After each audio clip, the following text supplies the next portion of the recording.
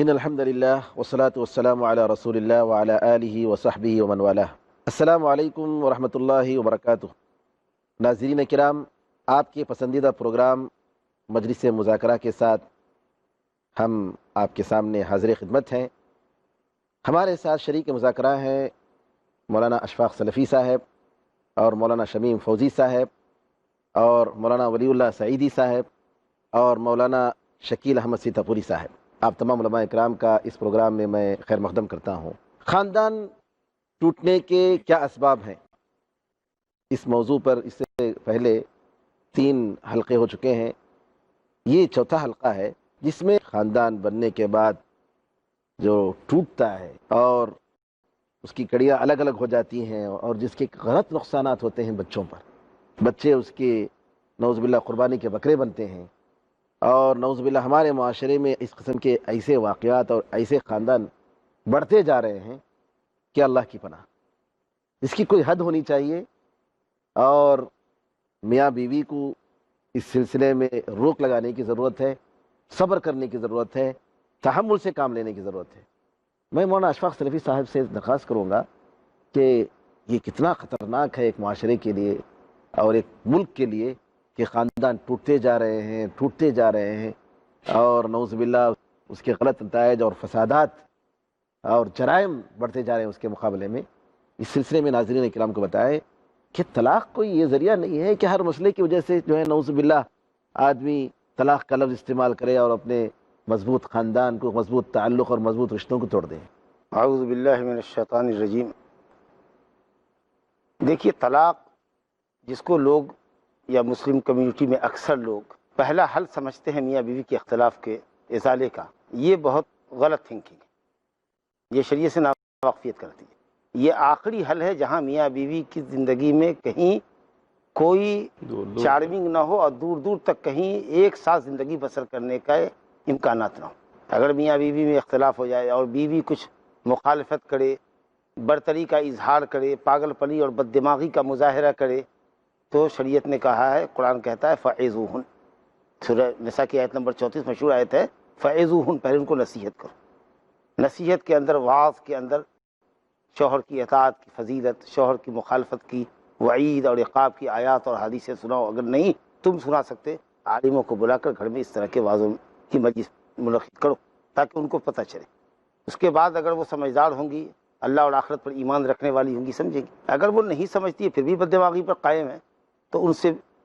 کہا گیا کہ وَاهْجُرُوهُنَّ فِي الْمَضَاجِعِ، بستر میں ان کو الگ چھوڑو،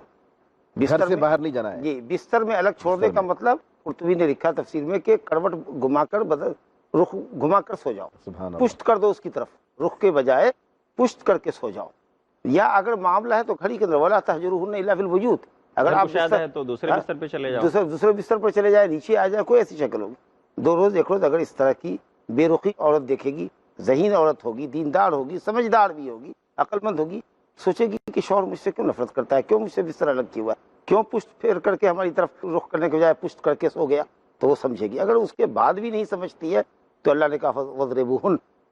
ضرب لگاؤ، ہلکی مار مارو، ادب دینے کے لیے ہلکی مار، چہرہ بچا کر، گالی گلوچ بالکل نہ کرو۔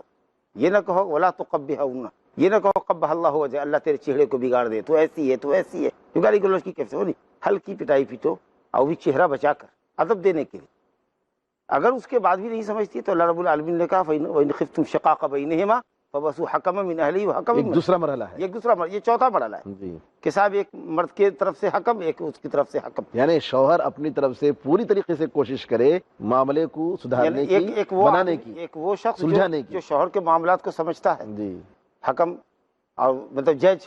اور ایک عورت کے طرف سے آنے والا آدمی جو عورت کے مسائل کو سمجھ رہا ہے، شوہر سے کیا تکلیفیں ہیں، ان کو سب ساری چیزوں کو سمجھتا ہے، پھر وہ جمع تفریق کرنا جانتا ہو، کیا نقصانات ہیں، کیا الگ ہونا ضروری ہے کہ ان کو ساتھ نبھایا جا سکتا ہے۔ ان یریدا اصلاح یوفق اللہ بینہما، اصلاح کے پیش نظر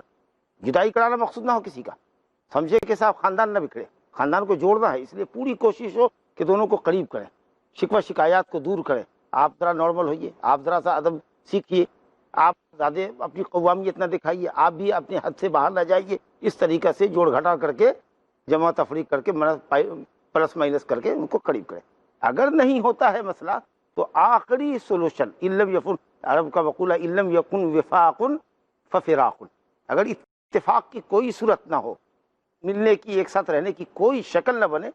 تب طلاق ہے۔ اور پھر طلاق کے اپنے مرحلے 99.9% تک کوشش کرنی چاہیے۔ جی، یہ آخری حد تک کے معاملہ سب ہے جی، اٹھاتے ہی جی، صبر طلاق کے کا ساتھ، استعمال۔ اور یہ جو اسٹیپس ہیں، اصلاح کی جو اقدامات قرآن نے بتائے ہیں 1 by 1، جی ایک کے بعد ایک، اس طریقہ سے ادنا درجے سے لے کر اعلیٰ درجے تک، اور یہ آخری سولوشن ہے۔ کچھ لوگ سمجھتے ہیں کہ یہی مسئلے کا حل ہے، یا یہ سمجھتے ہیں نعوذ باللہ کہ جب تک 3 طلاق کی ٹھوکریں نہ لگائیں۔ یہ شاید کسی اور موضوع کے تحت بات آئے گی، انشاءاللہ بات آئے میں گی اپنی بات کو سلسلے میں۔ یہیں روکتا نہیں، ہوں۔ اس میں ایک چیز میں یہ عرض کرنا چاہتا ہوں کہ جو مولانا نے فرمایا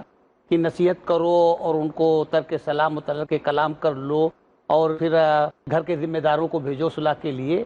اگر یہ بھی صورت کامیاب نہ ہو تو اس میں ایک چیز مجھے یاد پڑتی ہے، علماء نے لکھا ہے اس کے بعد بھی جی غور کرنا چاہیے کہ کیا ان عیوب کے ساتھ، عورت کے ان عیوب کے ساتھ یا اس بد اخلاقی کے ساتھ ہم برداشت کر سکتے ہیں اور نباہ کر سکتے ہیں۔ اگر نباہ ممکن ہو تب بھی اقدام طلاق نہ کریں۔ بالکل، اس میں شک نہیں ہے۔ خاندان کو یعنی پھر بنانا غور اور کریں۔ بنائے رکھنا ایک یہ مرحلہ ہے تمام کہ غور قربانیوں پھر کے ساتھ، صبر و تحمل کے ساتھ، یہ کمال عقل کی دلیل ہے جی، حکم کمال ناکام انسانی کی ہوتا ہے۔ دلیل ہے۔ میں عرض یہ کر رہا جی تھا کہ مولانا آج کل جو صورتحال ہے جی وہ یہ ہے کہ کیونکہ جہالت ہمارے پاس بہت زیادہ ہے خاندانوں میں مسلمانوں کی، تو اس کو فوری آ جاتا ہے، روزانہ آپ دیکھیں گے آئے دن یہ باتیں آتی رہتی ہیں، اور اس کے بعد وہ پچھتا کے آ کے یہ بولتے ہیں کہ جناب مولانا صاحب ہم نے تو بڑے غصے میں کہہ دیا تھا اور جذبات میں کہہ دیا تھا۔ تو اب یہ سب چیزیں بھی بہت ہی مسائل پیدا کرتی ہیں، تو سنجیدگی بھی ہو، شعور بھی ہو، جو شریعت کے احکامات ہیں وہ بھی آدمی جانے، اور یہ جو طلاق کا مسئلہ ہے یہ تو آخری وہ چارہ کار ہے کہ گھٹن کی زندگی، پریشانی کی زندگی، جہنم کی زندگی گزارنے سے بہتر یہ ہے جی، کہ تم اپنا راستہ لو، وہ اپنا راستہ لے۔ یعنی آپ یہ تو کہنا ایک چاہ رہے طریقہ ہیں کہ بیان کیا ہے اسلام نے، آخری حل، اور وہ بھی رحمت ہے انسانیت جب کے لیے۔ نباہ ناممکن ہو یہ جائے۔ طلاق رحمت ہے، اللہ نے فرمایا نا وَإِن وہی۔ يَتَفَرَّقَا يُغْنِ اللَّهُ كُلًّا مِن من سَعَتِهِ۔ ساعته۔ تو اب اس چیز کو لیکن اگر اس کو عذاب کی شکل میں نہیں بنانا چاہیے۔ عذاب نہیں ہے، لیکن مسئلہ یہ ہے کہ وہ تو آخری شکل ہے کہ کوئی نباہ کی صورت نہیں ہے۔ جی بالکل۔ اب اگر آدمی طلاق نہ چاہے آخری شکل میں بھی تو یا تو وہ معلق رہے گی، اس کی آشنیاں دوسروں سے ہوں گی۔ تو اس کے لیے اسلام نے جو طریقہ نکالا ہے یہ فطری طریقہ ہے، اس پر غیر جو بہت تنقید کرتے ہیں اس کا ایک یہ مناسب اسلام حل کے یہ ہے۔ احسانات میں سے ایک احسان، ایک دنیا کا احسان ہے واحد یہ مذہب ہے۔ اسلام کا۔ دنیا کا یہ واحد مذہب ہے جس نے طلاق کا سولوشن میاں بیوی کے نزاع کے آخری حل کے طور پر پیش کیا ہے، ورنہ مختلف- اسلام سے قبل دنیا کی کوئی قوم نظام طلاق کو نہیں جانتی۔ اور آج بھی دیگر جو مذاہب ہیں وہ اس مسئلے میں جوجھ رہے ہیں، اس مسئلے میں جوجھ رہے ہیں کہ وہ الگ نہیں کر سکتے، وہ حالات کے لحاظ سے بھی نہیں، قانون کے لحاظ سے بھی، اپنے مذہب کے لحاظ سے بھی نہیں، جس کی وجہ سے اتنی شدید برائیاں پیدا ہیں ان کے سماج کے اندر جس کا کوئی حل نہیں ہے۔ اسلام کا یہ ایک رحمت کا عنصر ہے۔ سبحان اللہ۔ اب رہا وہ پہلو کہ یہ چیز ہم حکمت کے ساتھ کریں، جیسا کہ سلفی صاحب نے بتایا کہ اس کے مدارج ہیں اور اس کے اسٹیجز ہیں، جی ان کا لحاظ کرتے ہوئے ہمیں جانا ہے۔ لیکن ایک بہت ہی تکلیف دہ جو بات ہے جی جس پر بھی ہمیں غور کرنا چاہیے وہ یہ کہ خدا نخواستہ یہ چیز جب پیدا ہو جاتی ہے آخر تک نہیں ہونی چاہیے، تو وہ جو باتیں آتی ہیں کہ بچوں پر اس کا غیر معمولی اثر پڑتا ہے۔ اصل میں یہاں پر ایک چیز یہ ہے سعیدی صاحب کہ یہ قوانین مرد لوگ کبھی کبھی ایسا افراد کا شکار ہو جاتے ہیں، برتری، احساس برتری ان میں آ جاتی ہے کہ وہ صرف ان قوانین کو اپنی خاتون پر تو لاگو کرنا چاہتے ہیں، خود اس سے اپنے آپ کو الگ رکھتے ہیں۔ حالانکہ قرآن نے جو تصور دیا ہے وَلَهُنَّ مِثْلُ الَّذِي عَلَيْهِنَّ، ان کا بھی ویسا ہی کچھ حق ہے جیسا تمہارا حق ان کے اوپر ہے۔ تو اب ہوتا یہ ہے کہ اگر کچھ چھن ہو گئی اور برتن ایک جگہ ہوتے ہیں تو بچتے ہیں، کچھ ہو جانے کے بعد بس یہ ہے کہ میں شوہر ہوں، میں مرد ہوں، میں کمانے اور کھلانے والا ہوں، تو بس تو نے زبان کیوں کھولی، کیوں کہا، مارنا پیٹنا شروع ہو جاتا ہے۔ ایک طرف جاہل طبقہ ایسا کر رہا ہوتا ہے، دوسری طرف زیادہ پڑھا لکھا طبقہ بھی ایسا اپنے آپ کو برتر سمجھتے ہوئے کرتا نظر آتا ہے، اور وہ بھی اپنی برتری ثابت کرنا چاہتے ہیں، اور اس طرح سے بات پہنچ جاتی ہے طلاق تک کہ مار اور پیٹ کیوں۔ تو اگر یہ مسائل جو طلاق اور نکاح کے بتائے ہیں اسلام نے، جس طرح خواتین کے لیے ہیں، اسی طرح ہم اپنے مرد حضرات پر بھی جو بالغ ہو چکے ہیں یا جو شادی کر چکے ہیں، شادی کے قریب تک پہنچ چکے ہیں عمر کو یا ہونے والی ہے، ان کو اگر بتایا جائے کہ یہ حقوق سب کے برابر ہیں، اور بالکل وہ تمہاری خدمت گار تو ہے، تمہارے بچوں کی نگراں تو ہے، لیکن تمہارا بھی حق اس پر بنتا ہے کہ اس کی حفاظت کے تئیں، اس کے بچوں کی حفاظت کے تئیں رواداری سے کام لو اور یہ ہے کہ کچھ درگزر سے کام لو، تو انشاءاللہ میں سمجھتا ہوں کہ کافی حد تک یہ باتیں رہیں گی کہ آپس میں مل جل کر رہ طلاق سکیں کے گے۔ بارے میں جو سمجھتا ہوں کہ جیسے نکاح ایک منصوبے کے تحت کیا جاتا ہے، سوچ سمجھ کر، بہت پہلے سے سوچتا ہے آدمی، کئی مہینے تک اس کا منصوبہ بناتا ہے، تب کہیں نکاح کرتا ہے۔ جی اسی طرح طلاق کو بھی منصوبہ بند طریقے پر دینا چاہیے، یہ نہیں کہ اچانک رد عمل کے طور پر اور دل کے بخار کے طور پر طلاق دیتے ہیں۔ اور بس میرے قرآن نے خیال تو میں یہی پیش کیا ہے۔ شریعت نے باقاعدہ اس کا ایک پلان دیا ہے۔ جی ناظرین کرام، بریک تک کے لیے اجازت دیے، ایک بریک کے بعد ہم دوبارہ آپ کے ذریعے خدمت ہوں گے۔ السلام علیکم ورحمۃ اللہ وبرکاتہ۔ السلام علیکم ورحمۃ اللہ وبرکاتہ۔ ناظرین کرام، مجلس مذاکرہ میں دوبارہ آپ کا استقبال ہے۔ مولانا اشفاق سلفی صاحب، آپ نے طلاق کہاں دینا چاہیے، کب دینا چاہیے، اور اسلام کے کیا ہدایات ہیں، اس پر آپ بیان فرما رہے تھے۔ آپ تفصیل سے جو نقطہ بتا رہے تھے، ذرا تفصیل سے آپ بتائیے گا۔ اسلام کا نظام طلاق یہ ہے کہ آدمی ناگزیر حالت میں بیوی کو پاکیزگی کی حالت میں، یعنی جب وہ حائضہ نہ ہو یا پاک تو ہو لیکن پاکیزگی میں پہلے اس سے ہم بستری نہ کر چکا ہو، تو بغیر ہم بستری کیے ہوئے پاکیزگی کی حالت میں، طہارت کی حالت میں جب وہ حیض سے پاک ہو چکی ہو، یا یہ کہ پھر حاملہ ہو، حاملہ بھی عورت ہو تو حمل کی حالت میں بھی طلاق دینا سنت ہے، خلاف سنت نہیں ہے۔ لیکن طہر میں، جس میں بیوی سے مجامعت کر چکا ہے اور اس کے اندر مجامعت کے بعد طلاق دے رہا ہے، یا حیض کی حالت میں طلاق دے رہا ہے، تو طلاق بھی دی ہے، حرام طلاق ہے۔ وقوع اور عدم وقوع میں کہ طلاق ہوگی کہ نہیں ہوگی، اس میں اہل علم کا اختلاف ہے، میں اس سے ذرا صرف نظر کرنا چاہتا ہوں۔ لیکن اسلام نے کہا کہ ایسا نہیں ہو کہ آدمی حیض کی، بعض خواتین کو اس سے زیادہ بھی حیض آتا ہے، تو یہ سوچ کر کے کہ صاحب بیوی ہمارے استعمال کے لیے نہیں ہے تو ہم طلاق دیں، یہ جذبات سے مغلوب ہونے والا، شہوانی جذبات سے، یا اسی طریقے سے کسی بات پہ غصہ ہوا اور طلاق دینا چاہتا ہے، اس کو سوچنا چاہیے کہ کل ابھی رات میں نے بیوی سے ہم بستری کی ہے، تو اس لیے اسلام نے کہا کہ ایسی حالت میں طلاق دو گے تو طلاق بھی دی ہوگی۔ یہ اس لیے یہ سب سوچنے کی بات ہے کہ ہو سکتا ہے کہ حیض کی حالت میں اقدام کرنا چاہتا تھا، حیض کے بعد جب عورت پاک ہوئی، تجمل اور تزین اس نے اختیار کیا، زیب و زینت کر کے، بن سنور کے، غسل کر کے تیار ہوئی، تو مرد نے اپنا ارادہ بدل دیا، یا کسی برخروفتہ ہوا تھا لیکن شریعت نے کہا خبردار، تم نے طہارت کی حالت میں کل صحبت کر لیا، آج طلاق کا اقدام کرو کسی بات پر، خبردار طلاق نہیں دے سکتے، حرام طلاق ہوگی، گنہگار ہوگے تو رکے گا۔ یہاں تک کہ اگر طلاق دینی بھی ہے تو اگلے مہینے جب حیض آئے گا، وہ پاک ہوگی، پھر صحبت کرنے سے پہلے دینا، اتنا لمبا لانگ پیریڈ ہوگا کہ وہ سوچنے پر مجبور ہوگا اور اس کا ارادہ ختم ہو جائے گا۔ یہ تروی ہے، یہ سوچیں، وہ سوچنے کا موقع ہے۔ اب اس کے بعد جیسا کہ آپ نے فرمایا کہ طلاق دے تو کیسے دیں، روایت آئی ہے ترمذی کے اندر کہ مرد جاہلیت میں جتنی چاہتا تھا مرد بیوی کو طلاق دیتا تھا، ٹارچر کرنے کا یہ طریقہ تھا، اور جب وہ عدت سے نکل جانا چاہتی تھی تو پھر اس کو پلٹا لیتا تھا، چاہے 100 طلاق کی نوبت کیوں نہ ہو، اور اس طریقے سے کہتا تھا نہ میں تجھے بیوی بنا کے رکھوں گا، نہ میں تمہیں دوسروں کے لیے آزاد کروں گا، نعوذ باللہ۔ جب عدت کے قریب ہو پھر لوٹا لے۔ شریعت نے بڑا احسان کیا، کہا کہ 2 طلاق ایسی ہے جس میں تم دے کر کے تروی کر سکتے ہو، سوچ سکتے ہو، اپنا محاسبہ کر سکتے ہو، عورت اگر غلطی پر ہے، اس کی غلطیوں کے نتیجے میں طلاق ہوئی ہے تو اسے بھی سوچنے کا موقع ملے، واپس لے سکتے ہو۔ جی، اور 2 مرتبہ ایسا ہو جانے کے بعد فائنلی تیسری طلاق جب کبھی ہوگی تب وہ بالکل آخری ہوگی، اس میں بینونت کبریٰ ہوگی کہ اب آپ اکٹھے نہیں ہو سکتے، مگر یہ کہ حلالہ شرعیہ کے ذریعے آئے گا۔ میں تھوڑی سی اس کی تفصیل کرنا چاہتا ہوں۔ مثال کے طور پر ایک آدمی نے طہر کی حالت میں یا حیض کی حالت میں مجامعت سے قبل بیوی کو 1 طلاق دیا، اس کی عدت شریعت نے بالغہ عورت کے لیے جس کا حیض جاری ہے 3 حیض رکھا ہے۔ اب اس 3 مہینے کی مدت میں عورت بیوی کے حکم میں ہے، قرآن نے کہا لا تخرجوہن من بیوتہن، گھروں سے باہر، ہوتا کیا ہے طلاق دیا فوراً ہاتھ پکڑ کے گھر سے باہر کر دیا، وہ بیوی ہے، وہ تجمل اختیار کرے، زینت اختیار کرے، خورد و نوش کے آپ ذمہ دار ہیں۔ یہ اتنا اس لیے کہ ہو سکتا ہے کہ کبھی آپ کا من اس کی طرف آ جائے اور وہ بھی اپنی حسن ادا سے آپ کا دل جیت لے، اور یہ 3 حیض کی مدت یا بعض علماء کے نزدیک 3 طہر کی مدت مراجعہ کے لیے، اپنے اصلاح احوال کے لیے بہت کافی ہے۔ اب اگر آپ نے الحمدللہ لوٹا لیا، خاندان ٹوٹنے سے بچ گیا آپ کا، اور 1 طلاق آپ پر شمار ہوئی، اس کے بعد آپ نے لوٹا لیا، ایسے ہی پھر دوسرے کبھی کسی موقع پر آخری حل کے سولوشن کے طور پر اگر طلاق ہی آپ کے نزدیک حل ہے تو پھر اسی طریقے پر جو طریقہ ابھی ذکر کیا گیا ناظرین کے سامنے، پھر آپ ایک دوسری طلاق دیجیے، اور پھر 3 مہینے کی 1 طلاق ہوئی اور پھر 1 طلاق دیجیے۔ اب 3 حیض یا 3 طہر کی مدت آپ کے لیے ہے، اور اگر وہ سندہ سیدھا خاتون ہے یا ابھی بیوی تو ہے لیکن غیر بالغہ سے شادی کیا ہے تو اس کی عدت 3 حیض ہے یا 3 ماہ ہے، تو اتنی مدت کے اندر پھر آپ اس کو لوٹا سکتے ہیں، وہ اپنی مرضی سے، وہ بؤولتہن احق بردہن فی ذلک، اس مدت میں عدت کے درمیان شوہر کو حق ہے اس میں، یہ نہیں کہ عورت آنا کانی کرے گی، نہیں جا سکتی کیونکہ گھر میں رہے گی تو سولوشن ممکن ہے، اس کے بعد اگر یہ 2 مرتبہ کی طلاق کے بعد بھی میاں بیوی نہیں سنبھلے ہیں اور پھر آخری تیسری مرتبہ کبھی طلاق کی نوبت آئے گی کے بعد بھی یوں پڑتی ہے. یعنی آپ، میں یہ کہنا چاہ رہا تھا مفتی صاحب سے، جی آپ کی اسی نقطے کی مزید وضاحت کے لیے، عام طور پر لوگ یہ سمجھتے ہیں کہ جب تک 3 طلاق نہ دی جائے اس وقت تک جو ہے جدائی نہیں ہو سکتی. جی مولانا نے اس نقطے کو ہاں واضح کیا ہے. یہ تو معاشرے کی یہ بہت بڑی تباہی ہے اور جہالت ہے. اور جو مولانا اشفاق صاحب نے کہا وہی اور بھی دیگر مکاتب فکر کہتے ہیں کہ طلاق کے اندر مرحلہ وار جی طور خالی انل جمع میں طلاق دو، جی اور پھر طور خالی انل جمع میں مولانا نے جیسے ایک وہ صورت بتائی وہ بھی ٹھیک ہے، یعنی ایک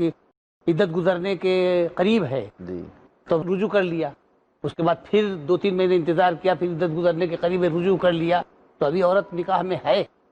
تو ایک صورت یہ ہے کہ طہر خالی الجماع ایسا مہینہ کہ جس میں عورت پاک ہے اور اس کے اندر گویا وہ مرغوب فی ہے، یعنی اس کی طرف رغبت بھی ہو سکتی ہے، حیض نہیں ہے رغبت ہے، لیکن اس کے باوجود آدمی طلاق کا اقدام کرتا ہے تو سمجھا جائے گا کہ شاید طلاق کی ضرورت ہے. میں یہ پیغام پہنچانا چاہ رہا ہوں آپ حضرات کی طرف سے کہ شوہر کبھی بھی کسی بھی موقع پر 3 طلاق کا حربہ استعمال نہ کرے ایک ہی ساتھ محفل میں. حرام ہے اسلام. جی یہ بالکل کسی بھی طریقے سے آپ حضرات کی طرف سے میں یہ پیغام دینا چاہتا ہوں ناظرین کرام کو کہ یہ 3 طلاق کا جو سلسلہ چل پڑا ہے دلائل صحیحہ کی روشنی میں بالکل حرام ہے. جی نعوذ باللہ، آج جو جس کی وجہ سے نقصانات، جیسا کہ آپ نے اشارہ کیا بچوں پر جو اس کے نقصانات ہیں، اولاد جو بہرا روی کا شکار ہوتی ہے، تو نعوذ باللہ اس کے بجائے اسلام نے کہا کہ اگر آپ اس کے دیکھ رہے ہیں کہ اس کے علاوہ کوئی چارہ نہیں تو صرف ایک دیجئے. اور جیسا کہ مولانا نے فرمایا 1 طلاق دینے کے بعد 3 طہر یا 3 حیض کے بعد کی مدت ایک لمبی ختم ہونے کے بعد اگر آدمی اس فترے میں رجوع نہیں کرتا ہے تو خود میاں بیوی کے درمیان ہو جاتی ہے. جی اب اس کا لیکن ایک فائدہ یہ ہے کہ کم از کم اگر دوبارہ وہ لوگ 1 سال یا 2 سال کے بعد دوبارہ اگر وہ شادی کرنا ملنا چاہتے ہیں، جی اب میاں بیوی کے رشتوں کو باقی رکھنا چاہتے ہیں تو نکاح جدید کے ساتھ، مہر جدید کے ساتھ، نکاح جدید، مہر جدید، جس طریقے سے شادی کا اسلامی جو نظام ہے، یعنی آج کل جو حلالہ مروجہ ہے ملعون طریقہ ہے، اس کی نوبت نہیں آتی، اس کی نوبت. اور پھر ایک بات میں اور اس میں ذرا جوڑنا چاہ رہا تھا کہ یہ چیز تو بدرجہ مجبوری ہونی ہے، لیکن ہم نے یہ دیکھا ہے اور تجربات بھی ہیں کہ جو آپ نے بتایا نا کہ بچوں پر غیر معمولی اثر ہوتا ہے اس کا، اگر جدائی ہو بھی جاتی ہے تو اس کو بھی روکنے کے لیے تدابیر ہونی چاہیے کہ بھئی بچوں پر بھی اس کا اثر نہ ہو. مجبوراً یہ چیز ہوئی ہے اور ہم دیکھتے ہیں کہ یہ نفسیاتی چیز ان کی زندگی بھر ہوتی ہے. ایک پہلو تو یہ. دوسری بات جو میں چاہتا ہوں کہ اس موقع پہ کہوں وہ یہ کہ بدرجہ مجبوری طلاق جب ہو جاتی ہے یا جو پیش آ جاتی ہے، عملاً ہوتا ہے، ناواقفیت کی بنا پر، جہالت کی بنا پر پھر مقدموں کا دور چلتا ہے. یعنی لڑکی والے مقدمہ کر رہے ہیں. بعد جو ہندوستان کا قاعدہ اور قانون ہے اس میں تو یہ ہے کہ جتنے لوگ ہیں سب کی ضمانت نہیں ہوتی، جھوٹا ڈاوری ایکٹ. ہاں جی، وہ جو ہے نا اس میں پھر جہیز کا لگتا ہے. اچھا اس میں پھر ادھر سے سارے جھوٹ کے پلندے تیار کیے جاتے ہیں، ادھر سے سارے جھوٹ کے پلندے تیار کیے جاتے ہیں. تو اس سے جو میسج جاتا ہے باہر وہ دیگر اقوام کے سامنے بھی بہت ہی غلط جاتا ہے. جب اسلام نے تو اس کو احسان سے تعبیر کیا ہے، ایک رحمت بتایا ہے، اب ناواقفیت کی بنیاد پر اس کو اپنے ناک کا مسئلہ بنا کے، انا کا مسئلہ بنا کے، حالانکہ ایسا ہو سکتا ہے کہ وہ بیوی ہو سکتا ہے اس سے اچھا شوہر اس کو مل جائے اور یہ شوہر اس سے اچھی بیوی اس کو مل جائے، لیکن اب وہ خام خواہ کے جو یہ سب چیزیں آج آ رہی ہیں ہمارے سماج کے اندر، اب اگر جدائی ہی ضروری ہے، نباہ نہیں ہو سکتا